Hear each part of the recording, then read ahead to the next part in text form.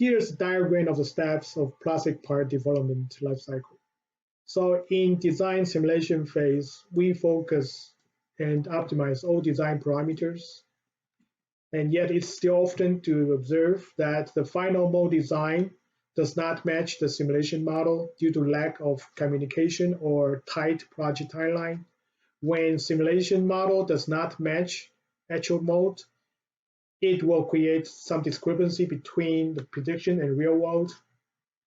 And when the first tool launch occurs, it may have been several months after the last simulation run. So based on our observation, simulation analysts are usually not invited to such event and was not or unable to participate due to several reasons. And the purpose of the tryout is to establish a good process to make good parts. Therefore, when the mold is transferred to the production site, the lead time to make good parts can be shortened.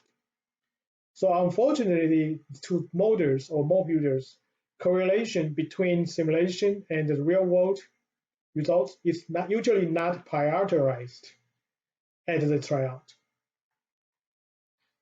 So what issue could happen at the tour launch or total trial events? This photo was taken at my previous trip. It is a good size mold on a 250 ton. So what do you see this with on this photo?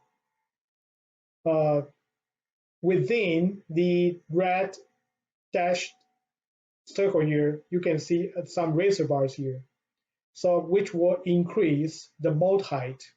So the mold can be closed for the molders to process. The original mold height is not sufficient, or on the contrary, the daylight of the machine is larger than the mold height. In short, the mold and the machine does not match each other.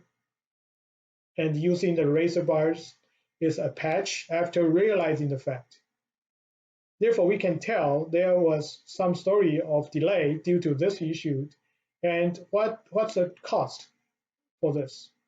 Based on the numbers of this chart on the publications, the daily machine rate of 1,000 ton is about $1,000.